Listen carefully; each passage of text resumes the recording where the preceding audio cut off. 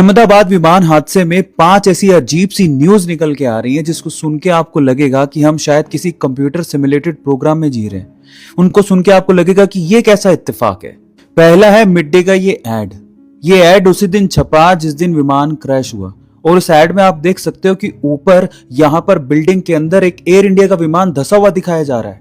अब ये कैसे मुमकिन है? कोई एड अगर बना भी देगा तो प्लेन दिखा देगा, लेकिन प्लेन पे एयर इंडिया लिखा हुआ, ये कैसा इत्तेफाक है? दूसरा अजीब इत्तेफाक है गुजरात के एक्स सिम रूपानी जी की गाड़ियों का नंबर।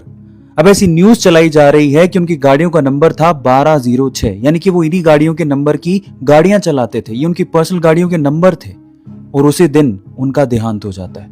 अब अगर ये न्यूज सच है तो ये कैसा इत्तेफाक है कि रूपानी जी 1206 की अपनी पर्सनल गाड़ियां चलाते थे और उसी दिन यानी कि 12 जून को ही उनका देहांत हो गया।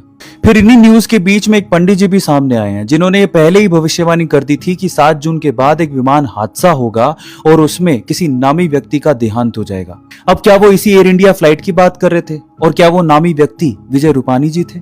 फिर एक और इत्तेफाक सुनिए, सावजी भाई नाम का व्यक्ति सिर्फ इसीलिए उस फ्लाइट में नहीं चढ़ा क्योंकि उसे ठीक नहीं लग रहा था। उसकी फ्लाइट में टिकट्स पहले से बुक्ड थी, लेकिन फिर भी वो फ्लाइट पे नहीं चढ़ा। फिर ऐसे ही एक इत्तेफाक भूमि चौहान नाम की लड़की के साथ भी हुआ। उसको इसी फ्लाइट से लंदन जाना था, लेकिन अहमदाबाद ट्रैफिक की वजह से वो 10 मिनट लेट हो गई और उसकी फ्लाइट मिस हो गई।